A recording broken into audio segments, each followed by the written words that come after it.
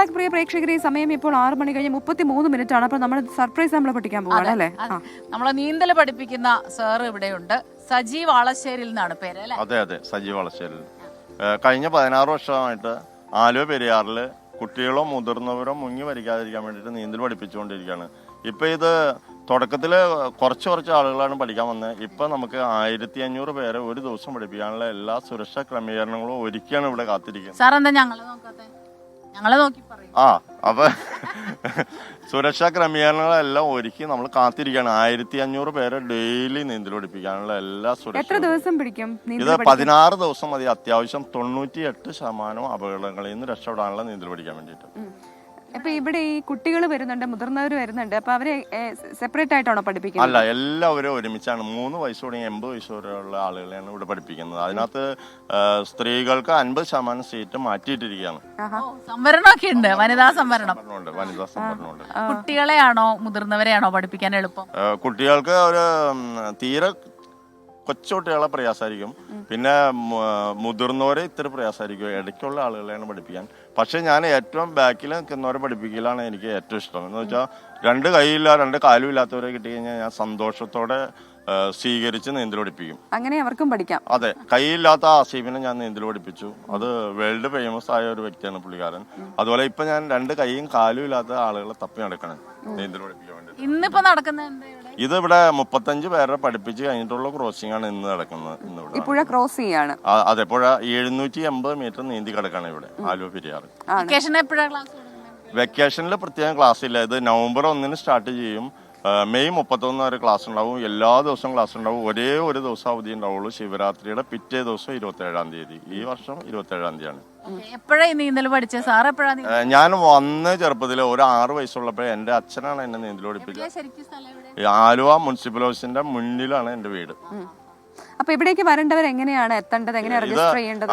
Aluva metro സ്റ്റേഷനിൽ നിന്ന് അങ്കമാലി റോഡിലേക്ക് കയറിയിട്ട് മാർത്താണ്ഡം പാലം കഴിഞ്ഞ് തോട്ടക്കാട്ടര ജംഗ്ഷനിൽ റൈറ്റ് തിരിഞ്ഞു കഴിഞ്ഞാൽ ഒരു 5 മിനിറ്റ് സഞ്ചരിച്ചു കഴിഞ്ഞാൽ ആലുവ മണപ്പുറം ദേശം കടവിലെത്താം. നീന്തൽ അറിയാൻ പാടില്ലാത്ത എല്ലാവർക്കും ഇവിടേക്ക് സ്വാഗതം. പറവൂർക്കവലയിൽ നിന്നും വരാം അല്ലെ? അപ്പൊ അങ്ങനെ സൗജന്യമായിട്ട്. അപ്പൊ 100 രൂപ കൊടുത്ത് രജിസ്റ്റർ ചെയ്യണം, അങ്ങനെയാണ്? 100 രൂപ അല്ലേ രജിസ്റ്റർ? അതായത് ഇവിടെ നമ്മള് എല്ലാ സൗകര്യമുള്ള ഒരു ആംബുലൻസ് ഇടുന്നുണ്ട്, ഒരു ബോട്ട് ഡ്രൈവറെ ഇടുന്നുണ്ട്. അവർക്ക് കൊടുക്കാനുള്ളത് പഠിതാക്കൾ പിരിച്ചു കൊടുക്കണം. അതാണ് 100 രൂപ. അതായത് ഒരു മാസം പഠിക്കാൻ വരുന്നതിന് 100 രൂപ ആകെ ചെലവുള്ളൂ. ഒരു മാസം കൊണ്ട് പഠിച്ചിട്ട് പോകണമെങ്കിൽ ആകെ 100 രൂപ ചെലവുള്ളൂ. എന്ന് വെച്ച് കഴിഞ്ഞാൽ ഇതിങ്ങനെ പഠിപ്പിക്കണമെന്ന് വെച്ച് കഴിഞ്ഞാൽ എല്ലാവർക്കും നീന്തൽ പഠിക്കാൻ വേണ്ടിയിട്ടാണ്. പല സ്ഥലത്തും 35,000 രൂപ വരെ ഉണ്ടെന്ന് ഞാൻ അറിഞ്ഞു ഒരു മാസം നീന്തൽ പഠിപ്പിക്കുന്നതിന്. പക്ഷേ പണമില്ലാത്തവർക്കും പണമുള്ളവർക്കും നീന്തൽ പഠിക്കാൻ വേണ്ടിയിട്ട് ഒരു സൗകര്യം ഇവിടെ ഒരുക്കിയിരിക്കുന്നു. ചാരിറ്റി പോലെയാണ്, ഒരു സേവനം പോലെയാണ് സാർ ചെയ്യുന്നത്. അപ്പൊ ഇന്നിപ്പോ ക്രോസിംഗ് തുടങ്ങാൻ പോവാണ് അല്ലേ? ഓൾ ദ ബെസ്റ്റ് ഈ പ്രാവശ്യത്തെ കുട്ടികളും. അപ്പൊ എല്ലാ കുട്ടികൾ ക്രോസ് ചെയ്യുന്നുണ്ട്. 35 പേരുണ്ട്. 8 വയസ്സ് തുടങ്ങി 70 വയസ്സ് വരെയുള്ളവരാണ് ഇന്ന് ക്രോസ് ചെയ്യുന്നത്. അതാണ്. All the best. നമ്മളത് കഴിഞ്ഞും നമ്മുടെ 2 വാർത്തകളൊക്കെ എടുത്ത് വരുമ്പോഴേക്കും ആ കുട്ടികൾ കടന്നിട്ട് വരികയാണെങ്കിൽ നമുക്ക് അവരെയും കാണാം, പരിചയപ്പെടുത്താം. രസമുണ്ട് അല്ലേ? രാവിലെ തന്നെ നല്ല ഉന്മേഷം ഉണ്ടാവുന്നുണ്ട് ഇവരോടൊക്കെ സംസാരിക്കുമ്പോൾ. പക്ഷെ വാർത്തകൾ ഒരുപക്ഷെ അത്രയ്ക്ക് സന്തോഷകരമാകണം എന്നില്ല. അടുത്ത വാർത്തയിലേക്ക് പോകാൻ തോന്നുന്നു. അങ്ങനെ പ്രശ്നമുള്ള വാർത്തയല്ല, നമ്മള് രാഷ്ട്രീയ വാർത്തയിലേക്കാണ് പോകുന്നത്. അപ്പോൾ NCP സംസ്ഥാന അധ്യക്ഷൻ ഇപ്പോ ഒഴിഞ്ഞിരിക്കുകയാണല്ലോ. അപ്പം അടുത്തത് ആരാണ് എന്നതുള്ളത് പ്രധാനപ്പെട്ട കാര്യമാണ്. അതുകൊണ്ട് ഇന്നിപ്പോൾ ചർച്ചകൾക്കായി മന്ത്രി AK ശശീന്ദ്രൻ, തോമസ് കെ തോമസും ശരത് പവാറിനെ കാണും എന്നുള്ള സൂചനകൾ വരുന്നുണ്ട്. അടുത്ത ബുധനാഴ്ച മുംബൈയിലാണ് കൂടിക്കാഴ്ച നടത്തുക. ഇന്നല്ല, ബുധനാഴ്ചയാണ് കൂടിക്കാഴ്ച. തോമസ് കെ തോമസിനെ സംസ്ഥാന അധ്യക്ഷ പദവി ഏൽപ്പിക്കണം എന്നതാണ് AK ശശീന്ദ്രന്റെ ആവശ്യം. ഉമേഷ് ബാലകൃഷ്ണനാണ് ചേരുന്നത് വിവരങ്ങളുമായി. ഉമേഷ്, ശരിക്കും പറഞ്ഞാൽ ഈ NCPയുടെ വാർത്ത വരുമ്പോഴൊക്കെ ഒട്ടൊരു കൗതുകം തന്നെയാണ്. കാരണം 2 നേതാക്കന്മാർ തമ്മിൽ 2 ധ്രുവങ്ങളിലായിരിക്കുന്നു. വലിയ കാശാഭിഷേകം പ്രശ്നങ്ങളൊക്കെ നടക്കുന്നു. പക്ഷെ മറ്റൊരു നേതാവിന് അയാളെ തള്ളിക്കളയാൻ വേണ്ടി അല്ലെങ്കിൽ അയാളെ പുറത്താക്കാൻ വേണ്ടി ഇവർ 2 പേരും ഒരുമിക്കുന്നു. എന്നിട്ട് പിന്നെ ആ പ്രസിഡന്റ് സ്ഥാനത്തേക്ക്, അധ്യക്ഷ പദവിയിലേക്ക് അതിലൊരാളിനെ തന്നെ നിർദ്ദേശിക്കുന്നു. രസകരമാണ് കാര്യങ്ങൾ. ഇന്നിപ്പോൾ ഏത് രീതിയിലാണ് ശനിയാഴ്ച അവരുടെ മീറ്റിംഗ്? അതിലെന്തായിരിക്കും agenda? Good morning Smitha, good morning Pravitha. എന്തായാലും നമ്മൾ പുറത്തുനിന്ന് കാണുമ്പോഴാണ് ഈ കൗതുകം. NCPക്ക് അകത്ത് അത്രത്തോളം രസകരമായ കാഴ്ചകളല്ല, അല്ലെങ്കിൽ രസകരമായ അനുഭവമല്ല എന്നാണ് നേതാക്കളിൽ നിന്ന് മനസ്സിലാക്കുന്നത്. കാരണം ഈ പറഞ്ഞതുപോലെ ഒരു ഘട്ടത്തിൽ ഒരാളെ മന്ത്രിയാക്കാൻ വേണ്ടി നിലവിലെ മന്ത്രിക്കെതിരെ സംസ്ഥാന അധ്യക്ഷനടക്കമുള്ളവർ കരുനീക്കം നടത്തുന്നു.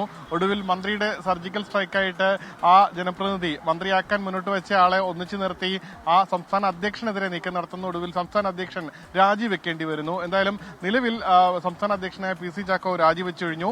ഇനി ആരാകും സംസ്ഥാന അധ്യക്ഷൻ എന്നുള്ളതാണ് അടുത്ത നീക്കം. എന്തായാലും അതിനുവേണ്ടിയുള്ള ശ്രമങ്ങൾ രണ്ടു പക്ഷവും ആരംഭിച്ചു കഴിഞ്ഞു. ഇതിൽ PC ചാക്കോ സംസ്ഥാന അധ്യക്ഷനായ ശേഷം ജില്ലാ പ്രസിഡന്റുമാരെ എല്ലാം തന്റെ പക്ഷക്കാരെ ആൾക്കാരെ ജില്ലാ പ്രസിഡന്റാക്കാൻ പ്രത്യേകം ശ്രദ്ധിച്ചിരുന്നു. അതുകൊണ്ട് തന്നെ ഇപ്പോൾ ജില്ലാ പ്രസിഡന്റുമാർ PC ചാക്കോയുടെ രാജി അംഗീകരിക്കരുത് എന്നുള്ളൊരു ആവശ്യം കേന്ദ്ര നേതൃത്വത്തോട് മുന്നോട്ട് വെച്ചിട്ടുണ്ട്.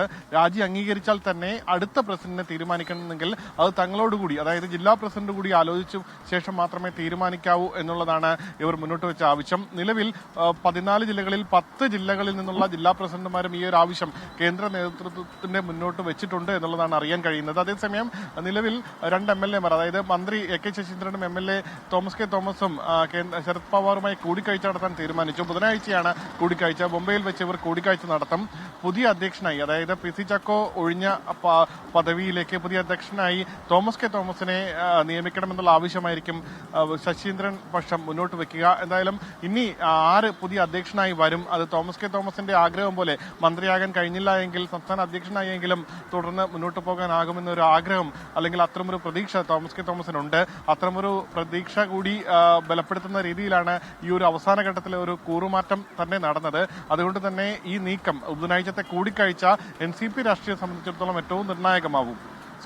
പ്രതിവിധ.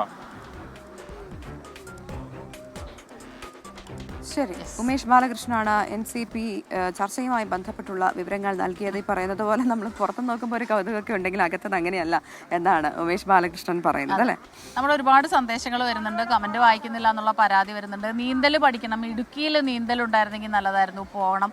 സ്മിത നീന്തൽ പഠിക്കാൻ പോകുന്നുണ്ടോ എന്ന് ചോദിക്കുന്നത്. എനിക്ക് കുറച്ച് നീന്തൽ അറിയാം, കാരണം മലവെള്ളം വരുന്ന സ്ഥലത്താണ് ഞാൻ ജീവിച്ചിരുന്നത്. അപ്പൊ എല്ലാ വർഷവും കർക്കിടക മാസത്തിൽ മലവെള്ളം വരും. കുറച്ച് നീന്തലൊക്കെ അറിയാം, പുഴയിലൊക്കെ. ഞാൻ മലവെള്ളത്തെ ഒഴുകി പോവുള്ളൂ, എനിക്ക് നീന്തലേ അറിയില്ല. പക്ഷെ ഇവിടെ വന്ന് നന്നായിട്ടൊന്ന് പഠിക്കണം എന്ന് ആഗ്രഹം തോന്നുന്നുണ്ട്. കുറച്ച് ദൂരമുണ്ട് നമ്മുടെ അവിടെ നിന്ന്, എന്നാലും ആലോചിക്കാവുന്നതാണ്. മറ്റൊരു വാർത്തയിലേക്ക് പോവാം അല്ലേ? അതെ, ഡൽഹിയിലേക്കാണ്. മുഖ്യമന്ത്രിയുടെ കാര്യത്തിൽ ഇന്ന് അന്തിമ തീരുമാനം ഉണ്ടാകും എന്നുള്ള വാർത്തയാണ് ഇപ്പോൾ ബൽറാം നെടുങ്ങാടി പങ്കുവെക്കുന്നത്. അപ്പോൾ പ്രധാനമന്ത്രി നരേന്ദ്രമോദിയുടെ അധ്യക്ഷതയിൽ ഇന്ന് ചേരുന്ന BJP പാർലമെന്ററി ബോർഡ് യോഗത്തിലാണ് മുഖ്യമന്ത്രിയുടെ കാര്യത്തിൽ തീരുമാനമെടുക്കുക. അപ്പോൾ മുഖ്യമന്ത്രി അടക്കം മന്ത്രിസഭയിലേക്കുള്ള 15 പേരുടെ പട്ടിക ദേശീയ നേതൃത്വം തയ്യാറാക്കിയിട്ടുണ്ട്. ബൽറാം നെടുങ്ങാടി ചേരുന്നു ഡൽഹിയിൽ നിന്ന്. Balram, good morning. ബൽറാം, ഈ കഴിഞ്ഞ കുറച്ച് ദിവസങ്ങളിലായിട്ട് ആരാകും ഡൽഹി മുഖ്യമന്ത്രി എന്നുള്ള കാര്യത്തിൽ കാര്യമായ ആകാംക്ഷയുണ്ട്. 2 പേരുടെ പേരുകൾ സ്ഥിരം പറഞ്ഞു കേൾക്കുന്നുണ്ട്. അവരിൽ ഒരാൾ തന്നെ ആകും എന്നുള്ള രീതിയിൽ വിവരങ്ങളും എത്തുന്നു. അതുമാത്രമല്ല, കൃത്യമായിട്ടുള്ള പ്രാതിനിധ്യം ഓരോ MLA മാർക്കും മന്ത്രിസഭയിൽ കൊടുക്കും എന്നുള്ള രീതിയിലും പറയുന്നു. എന്താണ് വിവരങ്ങൾ? സ്മിത, പ്രവിത, BJP 27 വർഷങ്ങൾക്ക് ശേഷം ഉജ്ജ്വല വിജയം ഡൽഹിയിൽ നേടിയെങ്കിലും 7 ദിവസം ഈ മുഖ്യമന്ത്രിയുടെ കാര്യത്തിൽ തീരുമാനമെടുക്കാൻ കഴിഞ്ഞിട്ടില്ല. ഒരു അന്തിമ പേരിലേക്ക്, അത് പ്രഖ്യാപിക്കുന്നതിലേക്ക് ഇതുവരെ കാര്യങ്ങൾ എത്തിയിട്ടില്ല. അതിൽ പ്രധാനമായും പ്രധാനമന്ത്രി നരേന്ദ്രമോദിയുടെ വിദേശ സന്ദർശനമാണ് ഇത് വൈകാൻ കാരണമായതെന്നാണ് BJP നേതൃത്വം നൽകുന്ന വിശദീകരണം. ഇന്ന് വൈകിട്ടോടെ BJPയുടെ പാർലമെന്ററി ബോർഡ് യോഗം പ്രധാനമന്ത്രിയുടെ നേതൃത്വത്തിൽ ചേർന്ന് ഈ മുഖ്യമന്ത്രിയുടെ പേരിന്റെ കാര്യത്തിൽ തീരുമാനമെടുക്കും എന്നുമാണ് BJP നേതാക്കൾ വ്യക്തമാക്കുന്നത്. പ്രധാനമന്ത്രി നരേന്ദ്രമോദി, BJP ദേശീയ അധ്യക്ഷൻ JP നദ്ദ, ആഭ്യന്തരമന്ത്രി അമിത്ഷാ എന്നിവർ ചേർന്ന് ഈ പേര് സംബന്ധിച്ച് തീരുമാനമെടുക്കും. തുടർന്ന് നാളെയോ മറ്റന്നാളോ ആയി BJPയുടെ നിയുക്ത MLA മാരുടെ യോഗം വിളിച്ച് ഔപചാരികമായി ഈ പേര് പ്രഖ്യാപിക്കാനാണ് BJP ആലോചിക്കുന്നത്. നിലവിലൊരു 15 നേതാക്കളുടെ പേര് ഒരു പട്ടിക BJP നേതൃത്വം തയ്യാറാക്കിയിട്ടുണ്ട്. അത് BJP ദേശീയ അധ്യക്ഷൻ JP നദ്ദ, ഒപ്പം തന്നെ സംസ്ഥാന അധ്യക്ഷൻ ഉൾപ്പെടെയുള്ളവർ ചേർന്ന് തയ്യാറാക്കിയ ഒരു പട്ടികയാണ്. അതിൽ മുഖ്യമന്ത്രി അടക്കം ഈ മന്ത്രിസഭയിൽ ഉണ്ടാകുന്നവരുടെ പേരുകൾ ഉൾപ്പെട്ടിട്ടുണ്ട്. എന്നാൽ മുഖ്യമന്ത്രിയുടെ കാര്യത്തിൽ അന്തിമ തീരുമാനം പ്രധാനമന്ത്രിയുടേത് തന്നെയായിരിക്കും. അതുകൊണ്ട് തന്നെ പല പരിഗണനകൾ അതിലുണ്ടാകും. സ്ത്രീ കൂടാതെ പട്ടികവർഗ വിഭാഗത്തിനുള്ള പ്രാതിനിധ്യം, ജാതി സമവാക്യങ്ങൾ എന്നിവ പൂർണ്ണമായും പാലിച്ച് പരിശോധിച്ച ശേഷമായിരിക്കും ഒരു അന്തിമ പേരിലേക്ക് എത്തുക എന്നുമാണ് BJP ഉന്നത നേതാക്കൾ വ്യക്തമാക്കുന്നത്. അതുകൊണ്ട് തന്നെ ആ ഒരു പാർലമെന്ററി ബോർഡ് യോഗത്തിന് ശേഷമായിരിക്കും അവസാന പേരിലേക്ക് എത്തുക. അതേസമയം ഒരു ഉപമുഖ്യമന്ത്രി പദം ഇത്തവണ ഡൽഹിയിൽ ഉണ്ടാകും എന്ന സൂചന തന്നെയാണ് നേതാക്കൾ എല്ലാവരും തന്നെ നൽകുന്നത്. വ്യാഴാഴ്ചയോടെ ഡൽഹിയിലെ പുതിയ സർക്കാരിന്റെ സത്യപ്രതിജ്ഞ ഉണ്ടാകുമെന്നാണ് ലഭ്യമാകുന്ന വിവരം. 24 കണക്റ്റും കെ ചുറ്റിലപ്പള്ളി ഫൗണ്ടേഷനും സംയുക്തമായി നിർമ്മിച്ചു നൽകുന്ന പാലക്കാട് ജില്ലയിലെ 12ാമത്തെ വീടിന്റെ തറക്കല്ലിടിയിൽ പുതുച്ചേരി കുന്നേക്കാട് നടന്നു. ചുമട്ടുതൊഴിലാളിയായ സുജീഷ് ഹരിത ദമ്പതികൾക്കാണ് 24 കണക്റ്റിന്റെ തണലിൽ വീടൊരുങ്ങുന്നത്.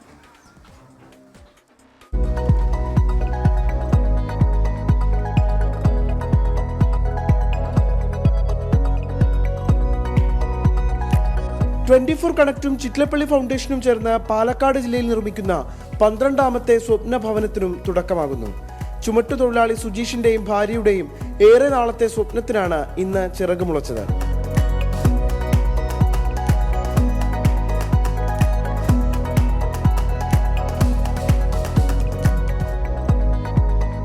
വലിയ സന്തോഷമുണ്ട്. ഇതുമാതിരി ഞങ്ങൾക്കൊണ്ട് ഒരു സ്വപ്നമാണ് നമ്മുടെ ഒരു വീട് എന്ന് പറയുന്നത്. പക്ഷേ ഇത് കിട്ടിയപ്പോൾ വളരെ സന്തോഷമുണ്ട്. ഇപ്പോൾ ഇതെല്ലാം ആയിട്ടുണ്ട്. ആദ്യം തന്നെ നന്ദി പറയുന്നത് പ്രകാശ് സാറിനെയാണ്. അപ്പോൾ ഞങ്ങൾക്ക് വേണ്ടി കുറച്ച് ചെയ്തിട്ടുണ്ട്, നല്ല പല കാര്യങ്ങളും ചെയ്തിട്ടുണ്ട്. 24നും ചിറ്റിലപ്പള്ളി ഫൗണ്ടേഷനും കൂടി വളരെ നന്ദിയുണ്ട്. ഫോണിൽ കണ്ടിട്ടാണ് അപ്ലൈ ചെയ്ത് വേഗം തന്നെ അത് പാസ്സായി.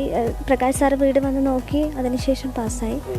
ഭയങ്കര സന്തോഷമുണ്ട്. ഞങ്ങളുടെ സ്വപ്നം തന്നെയാണ് ഞങ്ങളുടെ വീട് പറയുന്നത്. ഒരു മനുഷ്യൻ്റെ ഏറ്റവും വലിയ ജീവിതത്തിലെ സ്വപ്നമാണ് സ്വന്തമായൊരു വീട് എന്നുള്ളത്. ആ വീടിന് ഇവിടെ തറക്കല്ലിടാൻ വേണ്ടി കഴിഞ്ഞാൽ വളരെ സന്തോഷം അറിയിക്കുകയാണ്. ഇത്തരം പ്രവർത്തനങ്ങളിൽ വീണ്ടും നിങ്ങളുടെ പ്രവർത്തനങ്ങൾ മുന്നോട്ട് വേണമെന്നാണ് സൂചിപ്പിക്കാനുള്ളത്. ഈ പദ്ധതിക്ക് നേതൃത്വം നൽകിയിട്ടുള്ള 24നും ചിറ്റിലപ്പള്ളി ഗ്രൂപ്പിനും പ്രത്യേകം അഭിനന്ദനം അറിയിക്കുകയാണ്. പഞ്ചായത്തിൻ്റെ എല്ലാവിധ ആശംസ അറിയിക്കുക. ചടങ്ങിൽ 21ാം വാർഡ് മെമ്പർ, 24 കണക്ട് ജില്ലാ കോർഡിനേറ്റർ ജയപ്രകാശ് എന്നിവർ പങ്കെടുത്തു. 24 പാലക്കാട്. അപ്പോൾ അതൊരു സന്തോഷ വാർത്തയാണ്. 24ന്റെയും കെ ചിറ്റിലപ്പള്ളി ഫൗണ്ടേഷന്റെയും തണലിലൊരു വീട് ഒഴുങ്ങുന്നു എന്നുള്ളത്. മറ്റൊരു വാർത്തയിലേക്ക്. Light and sound welfare association of Kerala Thrippunithura മേഖലയുടെ നേതൃത്വത്തിൽ ലൈറ്റ് ആൻഡ് സൗണ്ട് മേഖലയിലെ അത്യാധുനിക ഉപകരണങ്ങളുടെ പ്രദർശന വിപണന മേള ആരംഭിച്ചു. തൃപ്പൂണിത്തുറ പുതിയകാവ് ഭഗവതി ക്ഷേത്ര മൈതാനിയിലാണ് പ്രദർശനം. കെ ബാബു MLA ഉദ്ഘാടനം ചെയ്തു. മേഖലാ പ്രസിഡന്റ് VR വേണുഗോപാലൻ അധ്യക്ഷനായി.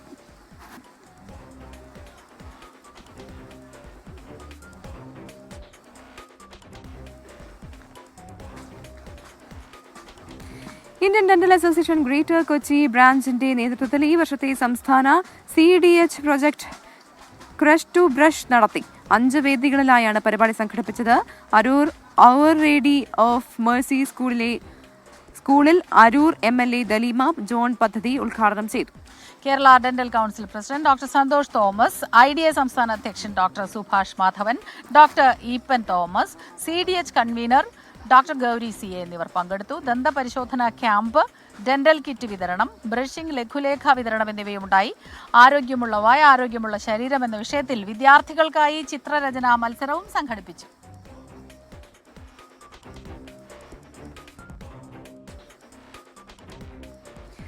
അപ്പോൾ അതൊക്കെയാണ് വാർത്തകൾ. നമ്മളിപ്പോൾ നിൽക്കുന്നത് ഈ വനത്തിൽ. നമുക്ക് വളരെ പെട്ടെന്ന് ഇവരോടൊന്നും സംസാരിക്കാം. എങ്ങോട്ടേക്കാ പോണേ? നീന്തൽ കാണാൻ. എന്താ പേര്? രാധാകൃഷ്ണൻ. ഇവിടെ അടുത്താണോ വീട്?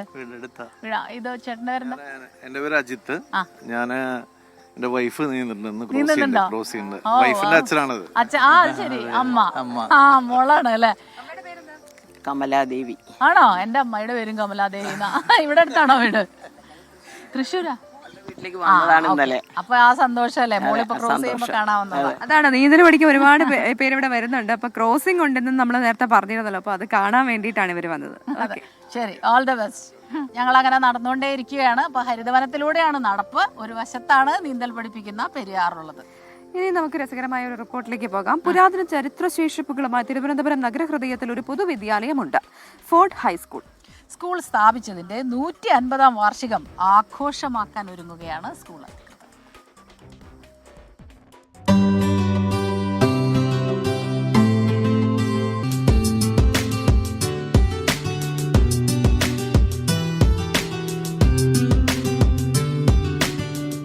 ഒന്നര നൂറ്റാണ്ടിന്റെ ചരിത്രമുണ്ട് ഈ ക്ലാസ് മുറികൾക്കും പടിക്കെട്ടുകൾക്കുമെല്ലാം. ഉള്ളൂർ എസ് പരമേശ്വര അയ്യറും പട്ടം താണുപിള്ളയുമെല്ലാം അറിവിന്റെ ലോകത്തേക്ക് നടന്നു കയറിയ ഇടം.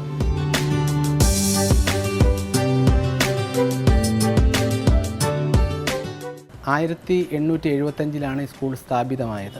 ഇന്നിപ്പോൾ 2025 ആകുമ്പോഴത്തേക്ക് 150 വർഷം പൂർത്തിയാകാൻ പോവുകയാണ്. ഫോർട്ട് ഇംഗ്ലീഷ് മീഡിയം സ്കൂൾ എന്നായിരുന്നു ഇതിൻ്റെ ആദ്യത്തെ പേര് തന്നെ.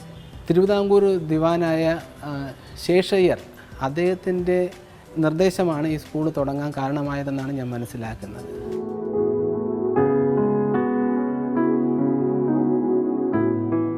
രാമയ്യർ എന്ന ആൾക്ക് 1875 തിരുവനന്തപുരത്ത് ഒരു ഇംഗ്ലീഷും മലയാളവുമുള്ള സ്കൂൾ തുടങ്ങാൻ അനുമതി ലഭിക്കുന്നത്. തിരുവിതാംകൂർ ദിവാനായിരുന്ന ശേഷയ്യ ശാസ്ത്രിയായിരുന്നു അനുമതി നൽകിയത്. ആ വർഷം തന്നെ ക്ലാസുകൾ തുടങ്ങി. ഫോർട്ട് ഹൈസ്കൂൾ 150 വർഷമായി പത്മവിലാസൻ റോഡിൽ തലയെടുപ്പോടെ നിൽക്കുന്നു. അതിൻ്റെ പൈതൃകമായ ഈ സ്കൂളിൻ്റെ ബിൽഡിങ്ങിന് അതിൻ്റെ തനിമ നിലനിർത്തിക്കൊണ്ട് തന്നെയാണ് ഇപ്പോഴും മുന്നോട്ട് പോകുന്നത്. യാതൊരു മാറ്റവും വന്നിട്ടില്ല. വളരെ പ്രഗത്ഭരായ ആൾക്കാർ പടിയിറങ്ങിപ്പോയ ഒരു സ്ഥാപനം കൂടിയാണ്. മഹാകവി ഉള്ളൂർ, അതുപോലെ ജസ്റ്റിസ് പരിപൂർണൻ, പഴയ മുൻ മുഖ്യമന്ത്രിയായ പട്ടൻ താണുപിള്ള, ശ്രീകണ്ഠേശ്വരം പത്മനാഭപിള്ള, അങ്ങനെ നിരവധി പ്രമുഖർക്ക് വഴികാട്ടി കൊടുത്ത ഒരു സ്ഥാപനമാണ്, കലാലയ മുത്തശ്ശിയാണ് നമ്മുടെ ഈ ഫോർട്ട് ഹൈസ്കൂൾ.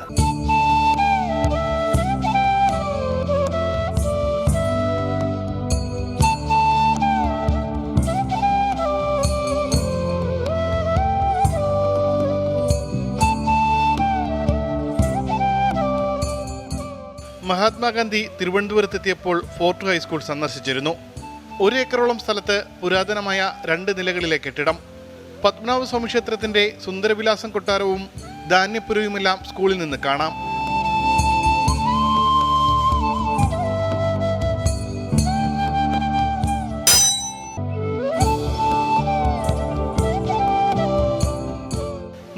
കുട്ടികളുള്ള സ്കൂളിൽ അധ്യാപകരടക്കം 16 ജീവനക്കാരുമുണ്ട്.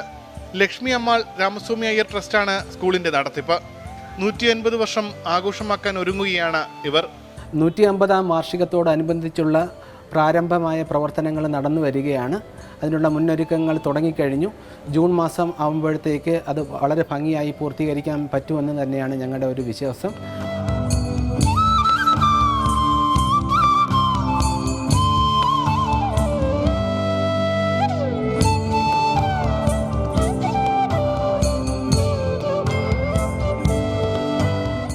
അറിവിൻ്റെ 150 വർഷത്തെ ചരിത്രം. നിരവധി വിദ്യാർത്ഥികൾക്ക് അറിവിൻ്റെ ലോകത്തേക്ക് കൈപിടിച്ച് കയറ്റിയ സ്കൂൾ മുത്തശ്ശി. 150 വർഷം പൂർത്തിയാകുമ്പോൾ പഴമയുടെ തനിമ നെഞ്ചോട് ചേർക്കുന്നുണ്ട് ഇവിടം. ഷൈജു ചൗശ്ശേരിക്കൊപ്പം ഉമേഷ് ബാലകൃഷ്ണൻ, 24 തിരുവനന്തപുരം. അപ്പോൾ മോർണിംഗ് വാക്കിൽ ഞങ്ങൾ നടന്ന് പുഴയുടെ തീരത്തെത്തി. ഇപ്പോൾ എന്താ ഇവിടെ നമ്മൾ പറഞ്ഞിരുന്നു, ഈ റിവർ ക്രോസിംഗ് നടക്കുന്നുണ്ട്. ഈ നീന്തൽ പരിശീലനം പൂർത്തിയായവരുടെ ആ ദൃശ്യങ്ങളിലേക്ക് വളരെ പെട്ടെന്ന് പോകാൻ തോന്നുന്നു. അവരുടെ നീന്തി വരുന്നുണ്ട്. അപ്പോൾ എത്ര സമയം എടുക്കും അവർ ഫിനിഷ് ചെയ്യാൻ? ഇവർ ഫിനിഷ് ചെയ്യാനായിട്ട് ആകെ 20 മിനിറ്റ്സ് അതിൻ്റെ ഉള്ളിൽ ക്രോസിംഗ് എത്തും. അപ്പം ഇവിടെ നിന്നിട്ട് അവിടെ വരെ പോകും. നിങ്ങൾ ക്ലബിലുള്ളവരാണോ? ഞങ്ങളൊക്കെ ക്ലബിലുള്ളവരാണ്. ഞങ്ങൾ പുഴ നീന്തി കടന്നവരാണ്. എൻ്റെ പേര് സ്റ്റാൻലി ജോസഫ്. ഇവിടുത്തെ എങ്ങനെയുണ്ട് കുട്ടികളുടെ ഒരു ഉത്സാഹം? തീർച്ചയായിട്ടും വളരെ, പ്രത്യേകിച്ച് വെക്കേഷൻ ആയി കഴിയുമ്പോഴേക്കും പിള്ളേരുടെ ബഹളമായിരിക്കും. സജീവ് വാളാശ്ശേരി പുള്ളി ജീവിതം ഇതിനു വേണ്ടി അങ്ങ് ഒഴിഞ്ഞു വെച്ചൊക്കെയാണ്. അതുകൊണ്ട് തന്നെ പുള്ളിയുടെ കൂടെ കുറെ അധികം വോളണ്ടിയേഴ്സ് ഇതിന്റെ സജ്ജീകരണങ്ങൾക്ക് വേണ്ടിയുണ്ട്. സ്വാഭാവികമായിട്ട് ഒരു ചിന്ത ഉണ്ടാവുമല്ലോ, ഈ പുഴയിൽ ഇങ്ങനെ നീന്തൽ പഠിക്കുമ്പോൾ അത് എത്രത്തോളം സേഫ് ആണെന്നുള്ളത്. അതിന് എല്ലാ സേഫ്റ്റി മെഷേഴ്സും എടുത്തിട്ടാണ് ചെയ്യുന്നത്. ഇതിനു മുമ്പ് പഠിച്ചു കഴിഞ്ഞവര് അവരുടെ ഫുൾ സെക്യൂരിറ്റിയിലാണ് ഈ പഠനം. അപ്പൊ അങ്ങനെയാണ് ഇവിടുത്തെ നീന്തൽ പരിശീലനം. വേണ്ടവർക്ക് വരാം. അപ്പൊ നമ്മുടെ സമയം ഇവിടെ പൂർണ്ണമാവുകയാണ്.